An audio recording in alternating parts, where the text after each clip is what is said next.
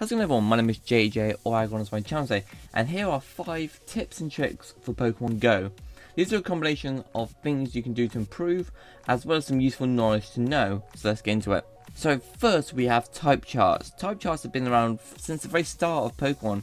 However, most people my age don't actually know what type charts are, and when they played them as a kid they didn't really know what they were. I mean, just like me, when I first played I didn't know what type charts are, and so obviously and then you eventually stop playing it. As with Pokemon Go and it returning, you've got people my age again getting really into it, getting stuck into the game and not fully understanding what type charts are, as well as for the fact that since the first generation, Dark, Steel and Fairy types have been introduced into the games. So very simply, a type chart is a wonderful thing that will tell you what is super effective on what is not very effective on what. You can find some very useful type charts on a website called Pokemon Database. I would recommend Gen 6 Plus type charts as they're the most current, although Pokemon Go is first gen Pokemon.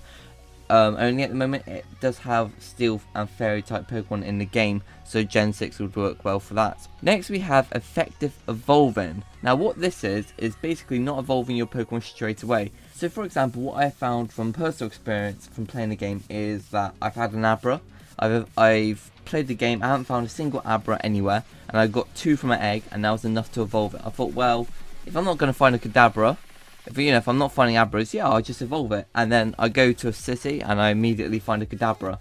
So, evolving Abra to Kadabra is 25 candy, and then another further 100 candy to get Alakazam. So that's a total of 125 candy. Now, like I just said, you can sometimes run into a wild Kadabra or, wild second evolution Pokemon. And so if you manage to catch that and keep your 25 candy before, you're saving yourself 25 candy, which is a quarter of the way towards Alakazam or another third evolution Pokemon. What I'm currently doing with my Oddish is saving up the candy and holding off evolving it until I either reach 125 candy or find a Gloom in the wild. So if you want to save some candy, this is a very effective way of doing so. Next up, we got hatching eggs, which I know everyone has been doing. Most people would have seen this on Twitter with what Pokemon comes from which eggs, but I just thought I'd explain to those who don't know, because I still get asked from myself what Pokemon comes from what eggs to get the 2k, the 5k and the 10 kilometer eggs. So I'm going to quickly run through what you get in each eggs and what Pokemon you get in 2k eggs, what Pokemon you get in 5k eggs, and what Pokemon you get in 10k eggs, and then we'll talk a little bit further about it afterwards. So in 2 kilometer eggs you can get Bulbasaur, Charmander, Squirrel, Caterpie, Weedle, Pidgey, Rattata, Spearow, Pikachu, Clefairy, Jigglypuff, Zubat, Geodude and Magikarp. From 5k eggs you can get Ekans, Sandshrew, Nidoran female and male, Vulpix, Oddish, Paras, Venonat, Diglett, Meowth, Psyduck, Mankey, Growlithe, Poliwag, Abra, Matchup, Bellsprout, Tentacle, Ponyta, Slowpoke, Magnemite, Farfetch'd, Dodo, Seal, Grimer, Shelder, Gassy, Drowsy, Krabby, Voltorb, Execute, Cubone, Lickitung, Coughing, Rhyhorn, Tangela, Kangaskhan, Horsey, Goldeen, Staryu, Tauros and Porygon.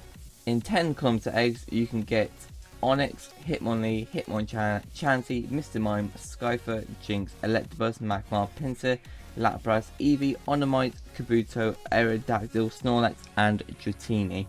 Another useful thing to know about eggs and hatching them are how many candy you get and what XP you get for hatching them. So for XP you will receive an amount for how far you travelled, that being 100, 200, 500 or 1000 XP.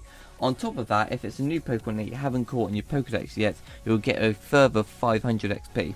How much candy you get from eggs depends on the CP of the hatched Pokemon. If you hatch a Pokemon with a low CP, the candy that comes with it will be low, whereas if you hatch a Pokemon with a high CP, then the candy will be quite high as well. The candy can range from 5 to 40, so ideally you want to be hatching strong Pokemon. But how do you catch stronger Pokemon from eggs? The answer to that one is quite simple, and actually your trainer level. The higher your trainer level is, the higher likely the Pokemon you'll be hatching from the eggs will have a higher CP. After level 20, the progressive Pokemon CP rise from the egg hatches stop. So what this means is every time you level up, the Pokemon from eggs will get stronger, just like the Pokemon you find in the wild. However, with eggs, after level 20 that stops. My 4th useful trick is how to get unobtainable Pokemon. Straight away, this doesn't mean the legendary birds, Zapdos, Moltres, Articuno, Mew, Mewtwo, or Ditto. I'm on about the region exclusive Pokemon, that being Kangaskhan, Farfetch, Mr. Mime, and Tauros.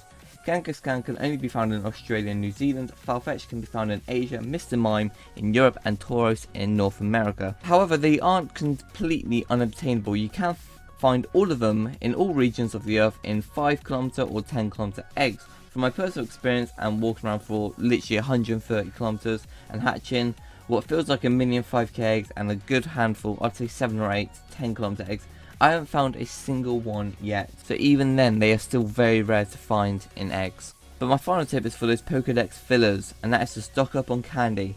When the later generations get included into the game, there will be many evolutions that you will need candy for. For example, when Johto gets released, there will be Crobat, Blossom, Umbreon, Espeon, Slowking, Steelix, Scizor, Kingdra, Blissey, and Porygon 2. Pokemon like Golbat and Slowbro only need a 50 candy to get, so this sets up perfectly for the third evolution to be 100 candy to evolve again. For instance, Slowpoke evolves into Slowbro for 50 candy, and then Slowbro to Slowking would be set up perfectly for 100 candy. Also, if you're like me and I have only managed to get like a cipher from an egg, then I've saved the candy ready for Scizor. This is useful for those who want to complete their Pokedex fast, or if they aren't too bothered about training up their Pokemon, then this gives you something useful to do with your candy that you have left over. Anyways guys, I hope you have enjoyed the video. If you have, or if you found the video helpful in any way, be sure to leave a like. If you're new around here, be sure to subscribe, and I'll see you next time for another video. Goodbye.